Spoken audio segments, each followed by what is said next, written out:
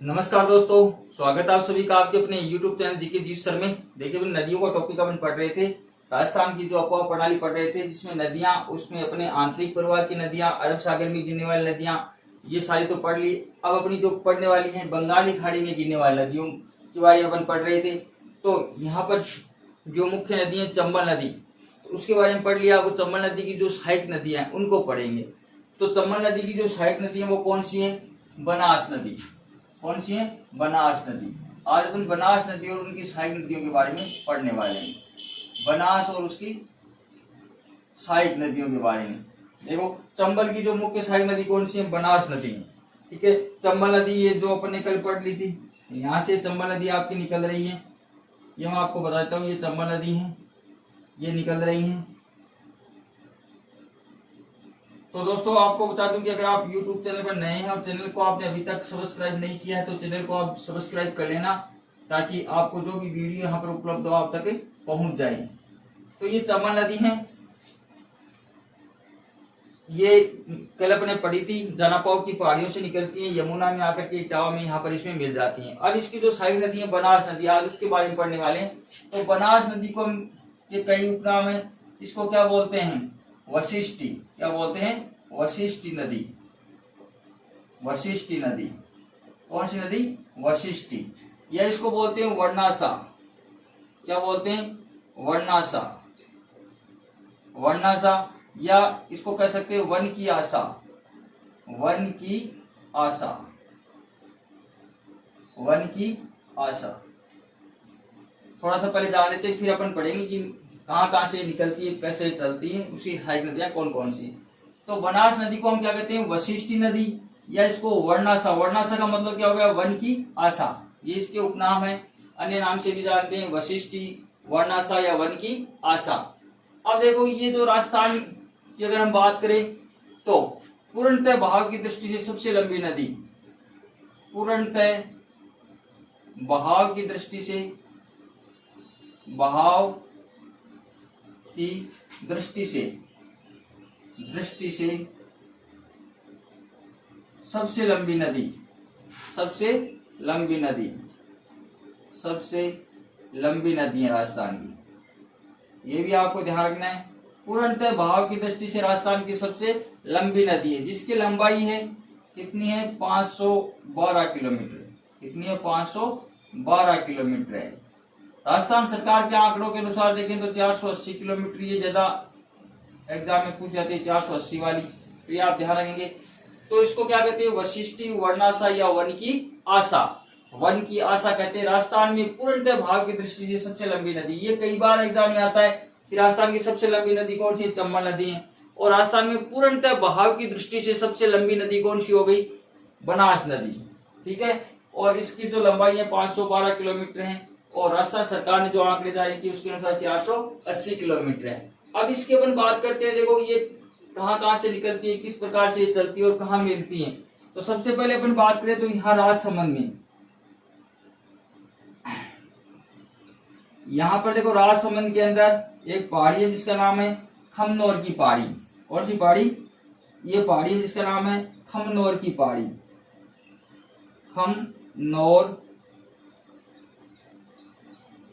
की पहाड़ियां, पहाड़ियां, खमनोर की पहाड़ियां कहां पर है? राजसमंद में। कहां पर है?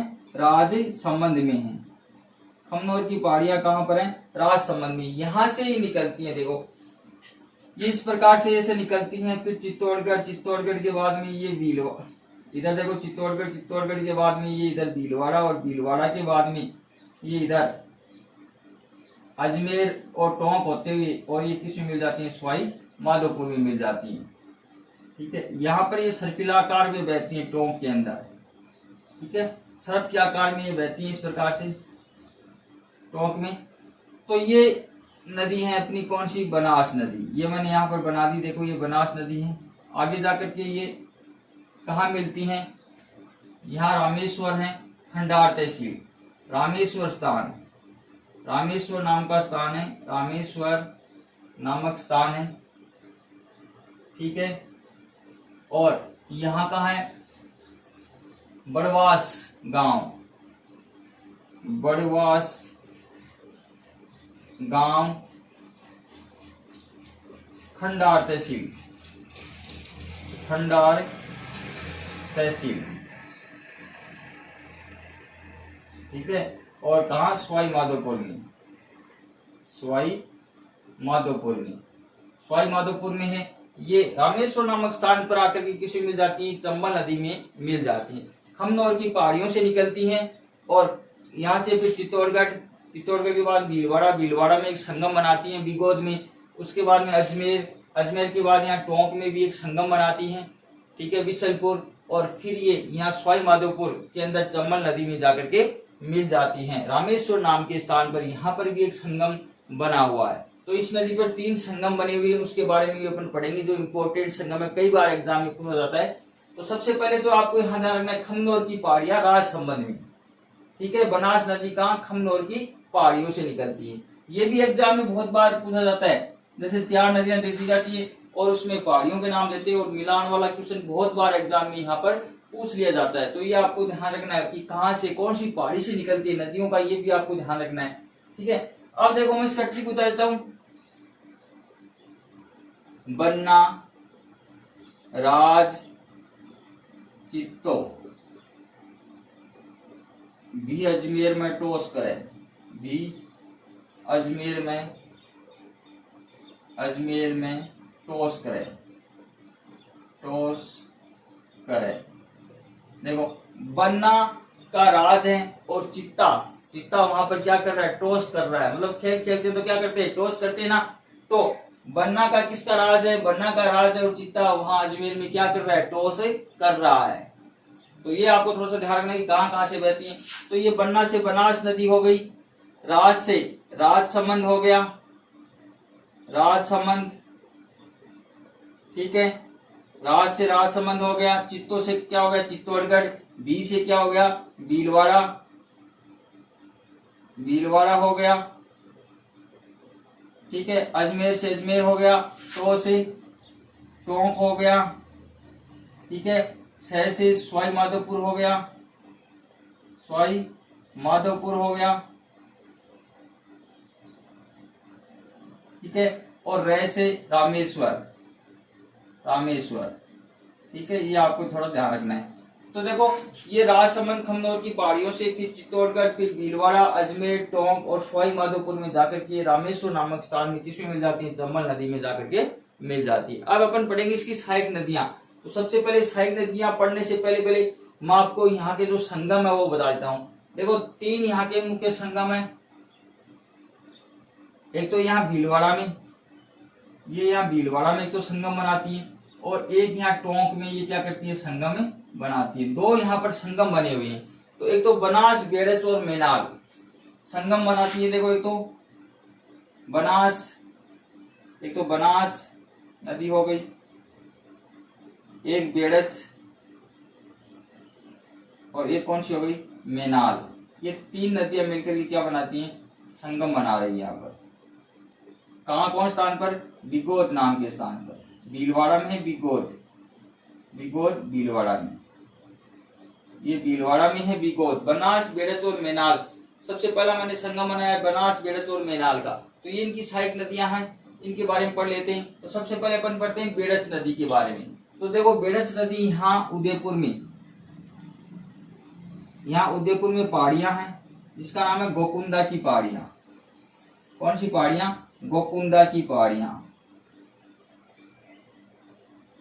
गोकुंदा की पहाड़ियां कहां पर है, उदयपुर में है। यहां से ये बेड़च नदी निकलती है, यहां से बेड़च नदी निकलती है। देखो सबसे पहले इसका नाम होता है आयर नदी, और यहाँ पर एक झील है जिसका नाम है उदय सागर झील, ठीक है। इसे इधर बना देता हूं इसको, ये हो गया, ठीक है। यहां से निकलती है, फिर ये यहाँ पर एक झील है जिसका नाम है उदय सागर झील। कौन सी झील है, उदय सागर झील। ये देखो झील है जिसका नाम है उदय सागर, उदय सागर झील है। कहां पर, उदयपुर में ही है। इससे होकर निकलती है तो इसका नाम क्या हो जाता है, बेड़च। फिर इसका नाम क्या हो गया, बेड़च नदी, ठीक है। पहले इसका नाम होता है आयड़, का नाम होता है आयड। फिर इसके बाद इसका नाम क्या हो गया, बेड़च हो गया। फिर ये देखो यहाँ चित्तौड़गढ़, चित्तौड़गढ़ के बाद में ये यहाँ भीलवाड़ा में जाकर के किसमें मिल जाती हैं, ये भीलवाड़ा में जाकर बिगोद नामक स्थान पे किसमें मिल जाती है, बनास में नदी में मिल जाती हैं। तो ये आप ध्यान रखेंगे बेड़च नदी के बारे में। ठीक है, 157। तो सबसे पहले अपन ने पढ़ा कौन नदी, बेड़च। बेड़च नदी है 157 किलोमीटर लंबी है। ठीक है, ये कहां से, गोकुंडा उदयपुर से निकलती हैं। ठीक है, उसके बाद में ये आगे चित्तौड़गढ़, चित्तौड़गढ़ के बाद में ये भीलवाड़ा, और भीलवाड़ा में आकर के इसमें मिल जाती हैं। तो ये आपको ध्यान रखना है। फिर एक इसकी सहायक नदी है गंभीरी, जो यहां से निकलती है रतलाम, यहाँ रतलाम से निकलती है और चित्तौड़गढ़ में आकर के इसमें मिल जाती है। यहाँ रतलाम, याद रखना ये स्थान है रतलाम, रतलाम एमपी में है, रतलाम, रतलाम जिला है एमपी में। यहां से निकलती है कौन नदी, ये है गंभीरी नदी, गंभीरी नदी। ठीक है, और ये किस में मिलती हैं, बेड़च नदी में आकर के मिलती है यहाँ पर, ये आपको याद रखना है।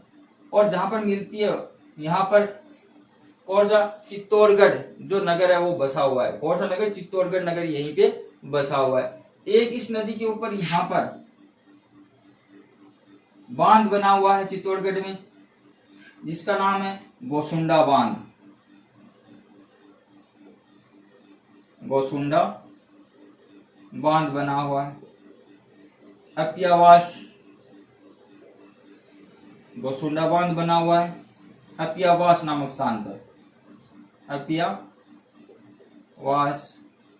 नामक स्थान पर, नामक स्थान पर। कहां पर है ये, चित्तौड़गढ़ में। ये भी ध्यान रखना कहां पर है, चित्तौड़गढ़ में। कहां पर हो गया, चित्तौड़गढ़ में हो गया। गोसुंडा बांध बना हुआ कौन सी नदी पर, गंभीरी नदी के ऊपर। तो ये गंभीरी नदी किसकी सारी नदी होगी, बेड़च की। और बेड़च आगे बिगोद में जाकर के किस में मिल जाती है, भीलवाड़ा में, यहाँ पर बनास नदी में जाकर के मिल जाती है। तो एक तो ये होगी। एक है देखो कौन सी नदी है, बनास के बाद में है मेनाल, जो मांडलगढ़ पहाड़ियों से निकलती है, और बेगू चित्तौड़गढ़ से। ये देखो यहाँ बेगू चित्तौड़गढ़ से निकलती हैं और ये इसमें आकर के मिल जाती है। यह मेनाल कौन नदी हो गई, मेनाल नदी।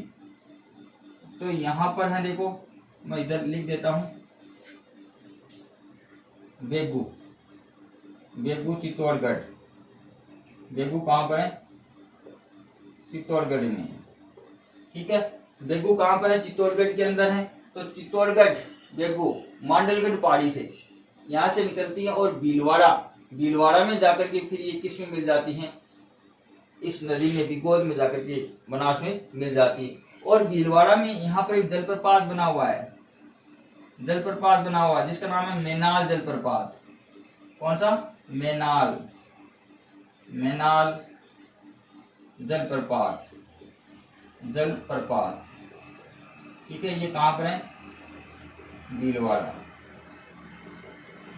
तो ये बेगू, बेगू यहाँ चित्तौड़गढ़ से निकलती हैं और आगे जाकर के ये भीलवाड़ा में जाकर के किस में मिल जाती है, बनास नदी में मिल जाती है।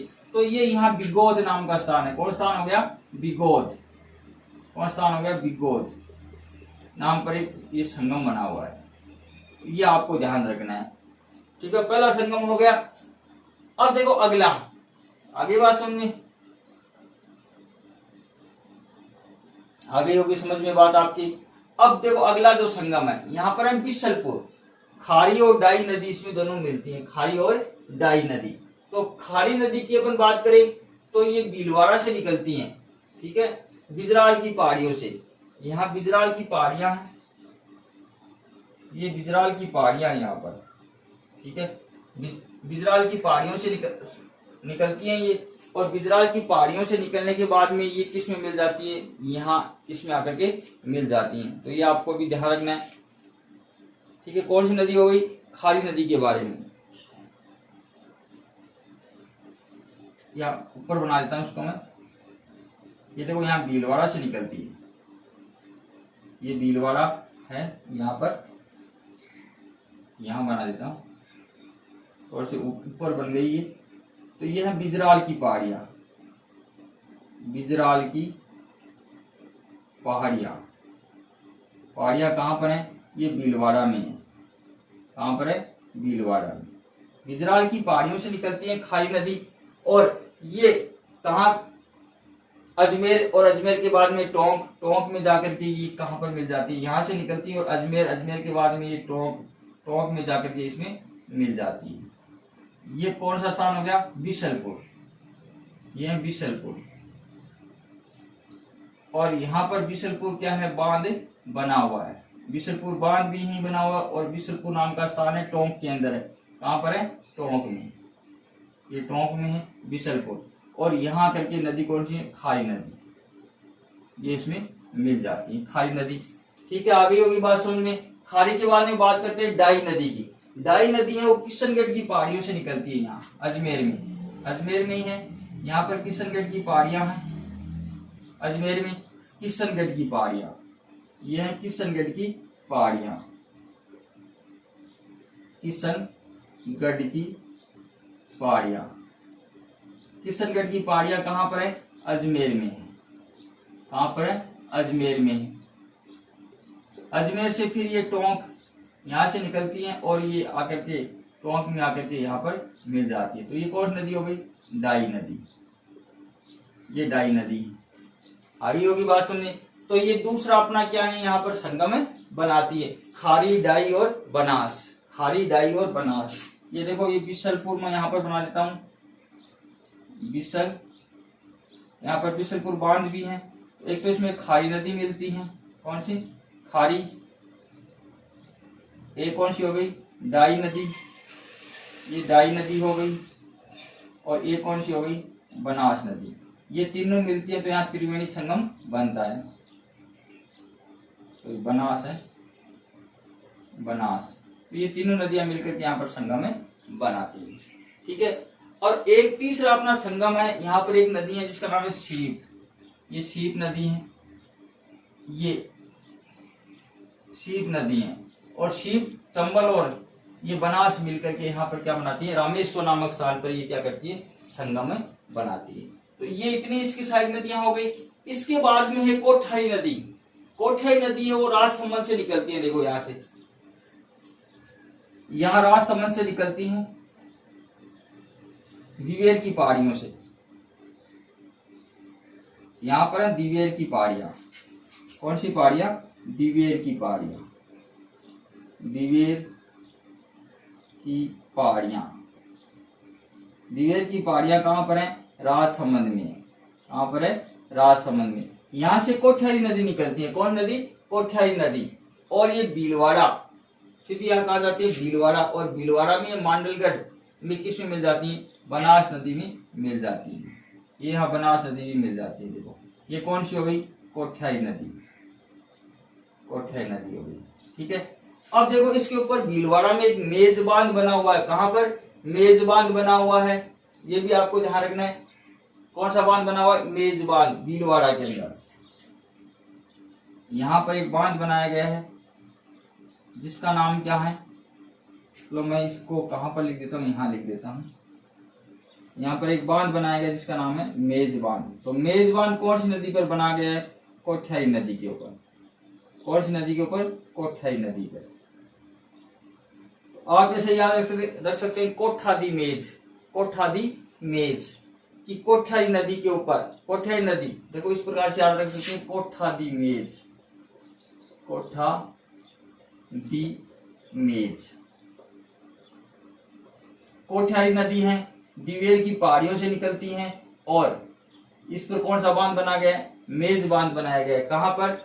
कोठादी मेज भी याद रख सकते हैं। कोठादी मेज भी, ये भीलवाड़ा में आकर के किस में मिल जाती है? बनास नदी में मिल जाती है। तो ये आपको ध्यान रखना है कोठारी नदी के बारे में। फिर देखो इसकी एक सहायक नदी रह गई, कौन सी है? मानसी नदी। एक रह गई मानसी नदी। तो मानसी नदी कहां से निकलती है? देखो, एक तो मानसी रह गई और एक मोरेल रह गई। तो मोरेल तो यहाँ जयपुर से निकलती है। ये यहाँ जयपुर से निकलती है, और ये सवाई माधोपुर में आकर के इसमें मिल जाती है। ये यहाँ जयपुर से निकलती है। चाकसू, चाकसू, चाकसू जयपुर से निकलती है, चाकसू जयपुर से निकलती है और सवाई माधोपुर में आकर के और किस में मिल जाती है, सवाई माधोपुर में आकर के ये यहाँ पर इसमें मिल जाती है, जिसका नाम है मोरेल नदी। मोरेल, कौन सी नदी हो गई, मोरेल नदी। ये चाकसू जयपुर से निकलती है और यहाँ पर सवाई माधोपुर में आकर के इसमें मिल जाती है। ये भी आप ध्यान रखेंगे, खंडार तहसील सवाई माधोपुर में आकर के मिलती है, खंडार तहसील में यहाँ पास में है, ये यहाँ पे मिलती है इसमें, ये भी आप ध्यान में रख सकते हैं। उसके बाद में है एक अजमेर, अजमेर में यहाँ मानसी नदी, देखो यहाँ डाई के पास में ही है, ये डाई नदी है, डाई के बाद में यहाँ पर एक नदी और है, इसका नाम है मानसी नदी, ये मानसी नदी है, ये मानसी है, ठीक है। ये मानसी नदी कहाँ से निकलती है, अजमेर से, ये यहाँ अजमेर से निकलती है, ठीक है, शिलोरा अजमेर से, शिलोरा अजमेर से, शिलोरा अजमेर से, अजमेर से निकलती है। कौन सी नदी, मानसी नदी, कौन सी नदी, मानसी नदी। और टोंक, टोंक में आकर के गहलोद नाम का स्थान है, ठीक है, फिर टोंक में गहलोद नाम का स्थान है, गहलोद टोंक में, ये इसमें आकर के मिल जाती है। तो ये अपनी नदियां हो गई बनास और उसकी सहायक नदियां। अब एक बार मैं इसको रिपीट कर देता हूँ, आपकी कंफ्यूजिंग हो गया हुआ इतनी नदियां हैं किस प्रकार से। तो इसकी सबसे पहले देखो बनास, बेड़च और मेनाल, तो इसकी बेड़च, उसके बाद में मेनाल सहायक नदी, ठीक है, खारी, फिर डाई, अपन देखो कौन कौन सी पड़ी, खारी डाई, दो तो ये संगम हो गए, ठीक है, बेड़च मेनाल खारी डाई। उसके बाद में एक हो गई मोरेल, कौन सी हो गई, मोरेल, ठीक है, एक मानसी, ठीक है, इन नदियों के बारे में अपन पढ़ा। एक गंभीरी जो बेड़च की क्या है, सहायक नदी है।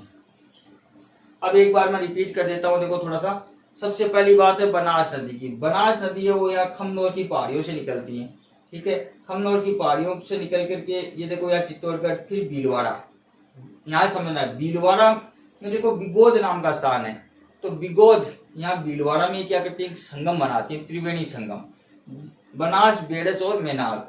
तो यहाँ संगम है, तो सबसे पहले देखो बेड़च, बेड़च कहाँ से निकलती है, गोकुंडा, उदयपुर से निकलती है, उदय सागर झील में इसका नाम क्या होता है, बेड़च, पहले नाम होता है आयड़, ठीक है। उसके बाद में ये यहाँ जाकर चित्तौड़गढ़ और यहाँ बिगोद में इसमें मिल जाती है। इसकी एक नदी सहायक है गंभीरी नदी, जो यहाँ एमपी रतलाम यहाँ से निकलती है और यहाँ इस बेड़च में मिल जाती है। यहाँ पर चित्तौड़गढ़ नगर बसा हुआ है और इसके ऊपर एक बांध बनाया गया जिसका नाम है गोसुंडा बांध, अपियावास के अंदर बना हुआ है चित्तौड़गढ़ में।